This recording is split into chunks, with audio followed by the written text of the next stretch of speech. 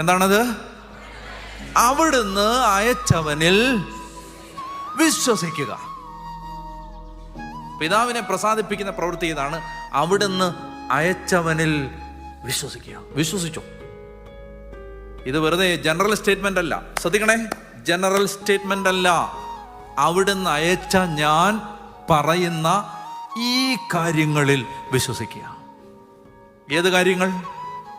എൻ്റെ ശരീരം ഭക്ഷിക്കണം, എൻ്റെ രക്തം പാനം ചെയ്യണം എന്ന് ഞാൻ പറയുന്ന ഈ കാര്യങ്ങൾ നിങ്ങൾ വിശ്വസിച്ചാൽ ദൈവത്തിന് പ്രസാദകരമായ ഒരു ജീവിതമായിരിക്കും നിങ്ങളുടെ. വിശുദ്ധ കുർബാനയെ സ്നേഹിക്കുന്നവനെ പിതാവായ ദൈവം സ്നേഹിക്കും. ഒരു സംശയമില്ല. എൻ്റെ ചോര കൊണ്ട് ഞാൻ എഴുതി തരാം. എനിക്ക് യാതൊരു സംശയമില്ല.